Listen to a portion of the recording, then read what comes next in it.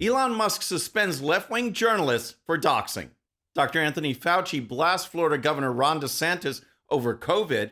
Plus, DHS Secretary Mayorkas takes heat from his own Border Patrol agents. All that and more. I'm Bobby Eberle.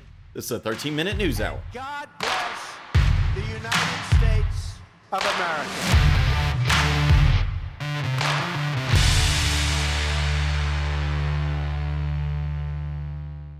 Okay, friends, welcome to the show. Happy Friday. I hope you had a great week. If you're new to the show, thank you so much for tuning in.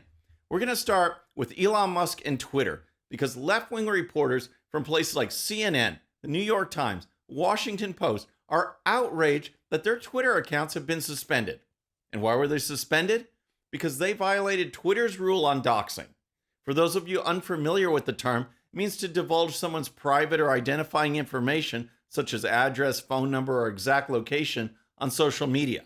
As we've seen in the past, the left is fond of violating someone's right to privacy, and the results can be terrifying and dangerous. When a psycho shows up at your door or follows you because that person was given your location on social media, bad things can happen. And that's exactly what happened to Elon Musk's family. Last night, car carrying Lil X in LA was followed by crazy stalker, thinking it was me, who later blocked car from moving and climbed onto hood. Legal action is being taken against Sweeney and organizations who supported harm to my family. X is Elon Musk's son, and Sweeney refers to Jack Sweeney, who started the Twitter account Elon Jet to track Musk's location.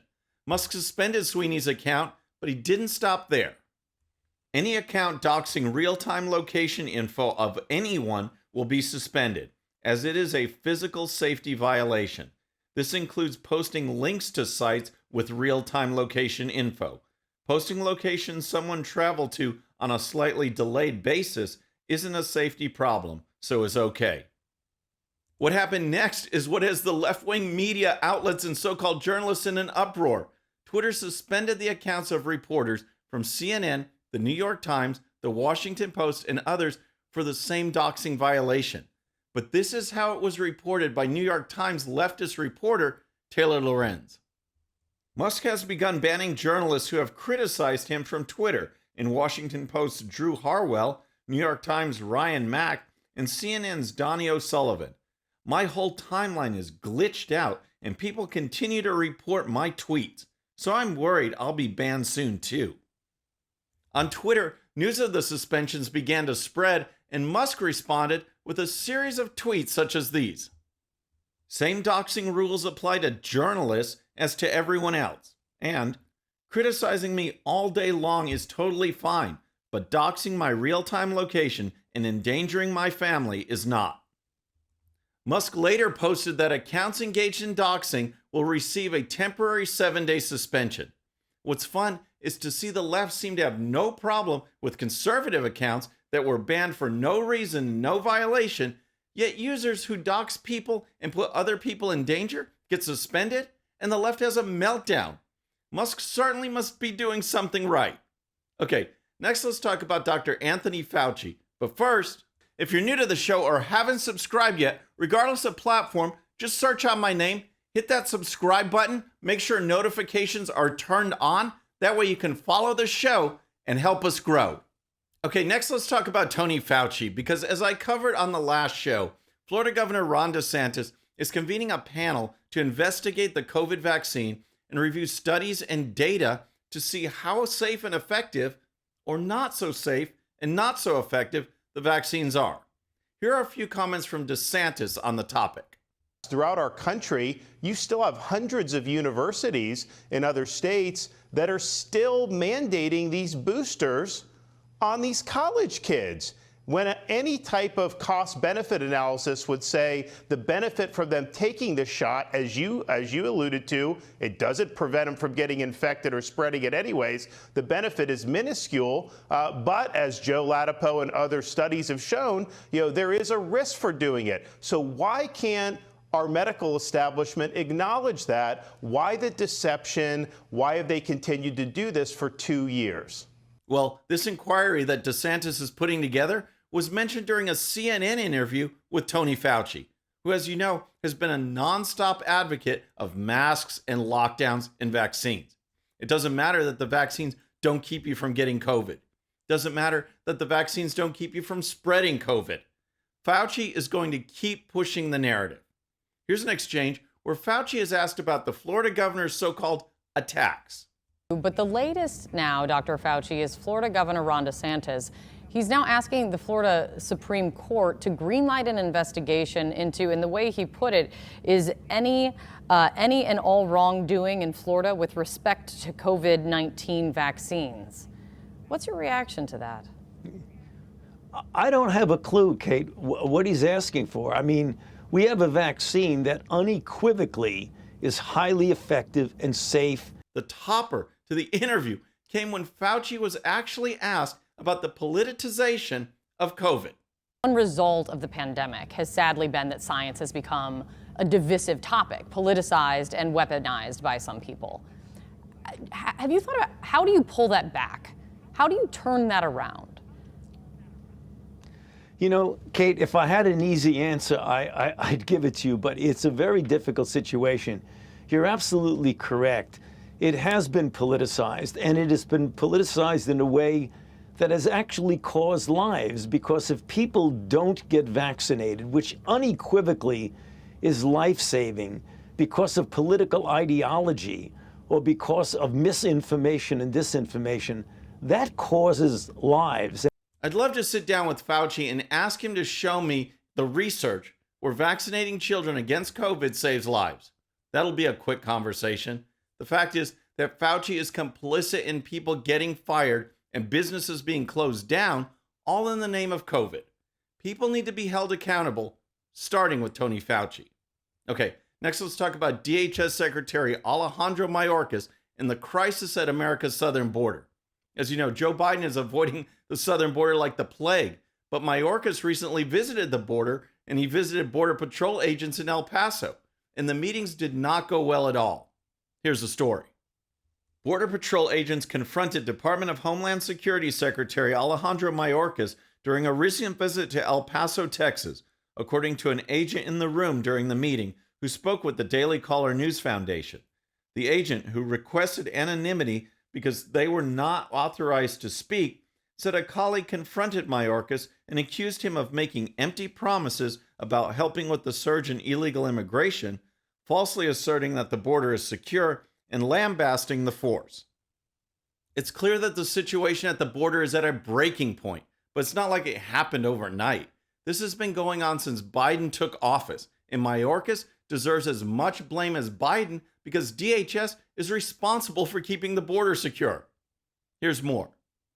Another agent asked Mayorkas to provide his definition of secure borders after the secretary publicly said the southern border is secure amid record levels of illegal immigration. Again, he is lying his butt off, saying that, "No, I never said that," the agent who spoke with the DCNF said. "We're agents. We've seen you. We heard you," the agent said, adding that Mayorkas again denied making the statement and moved on to another question. And just as a reminder, here's Mayorkas from last month. And I just want to ask you, I've heard you and the Judiciary Committee recently in the summer testify that the border is secure. Secretary Mayorkas, do you continue to maintain that the border is secure?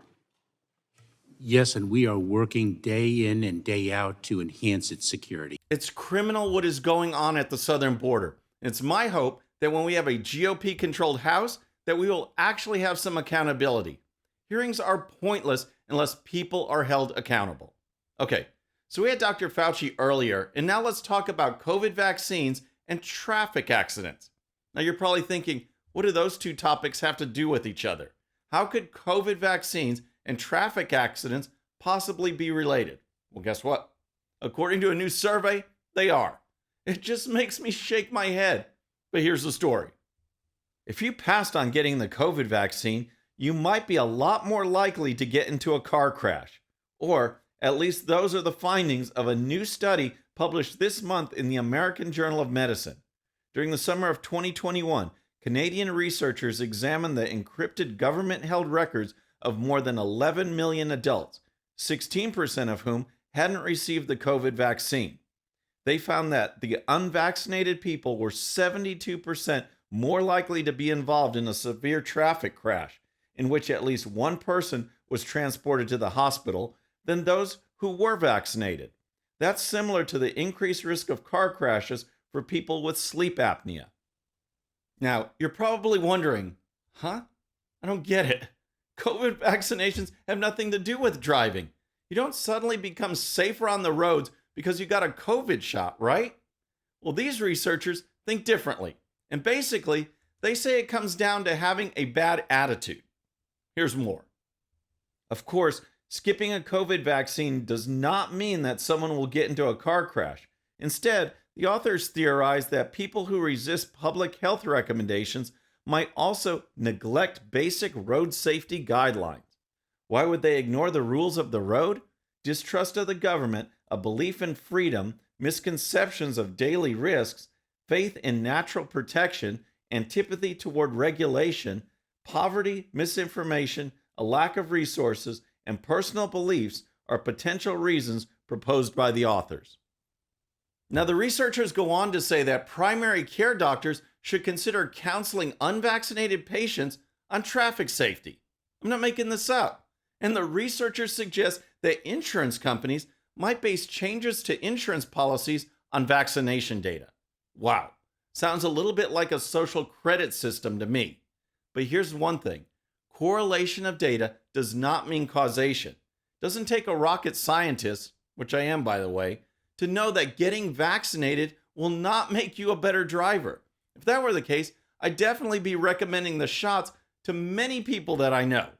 Okay, so we've had left-wing reporters in a meltdown, Tony Fauci, and Open Borders Mayorkas. We need to ask them, do you have a relaxed brain? I got what you call a relaxed brain. First on Relaxed Brain Friday, we have Alexandria Ocasio-Cortez, who helped put together a documentary on climate change, and well, it won't influence too many people because no one is heading to the theaters to see it. Representative Alexandria Ocasio-Cortez may be the left's biggest star in Congress, but being a Hollywood celebrity will apparently have to wait. The New York Democrats' climate change film, To the End, produced by Roadside Attractions, brought up the rear at the box office in its debut, taking in less than $10,000 last weekend in 120 theaters for 34th place. Those results are beyond bad. It's around $80 per theater. $80. Here's some reaction from Dinesh D'Souza. I'm laughing heartily because the new AOC film on climate change, To the End, got rave reviews from the usual robotic left-wing clack, but still generated a miserable $80 per theater. Over multiple days, with multiple showings, she sold around 8 tickets per theater. Major bomb. 8 tickets. Wow. And then there's Joe Biden, who during a recent speech at the U.S. Africa Leaders Summit said this. Cisco Systems and Cyber Bastion, a diaspora-owned small business. Oh my gosh, what is that? But hey, it's Friday, relaxed brain. We have some time, so let's try it again. Cisco Systems and Cyber Bastion, a diaspora-owned small business. I just have no idea what he's saying. And you see that all the time from Joe Biden. But is it worse than this?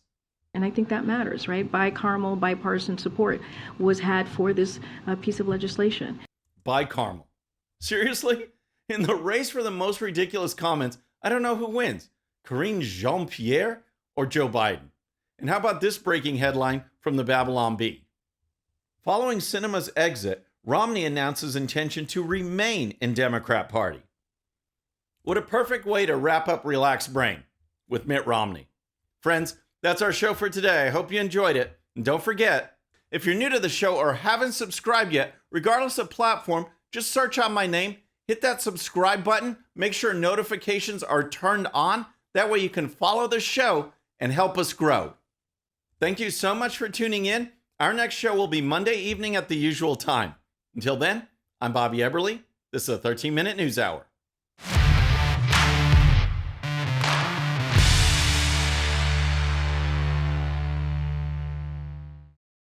All right, friends, thanks again for tuning in. I really appreciate it. And before you go, please hit that subscribe button above. Once you do, tell your friends, share it, spread the word about the 13-minute news hour so we can keep growing. And for more great content, check out these videos right here, and I'll see you next time.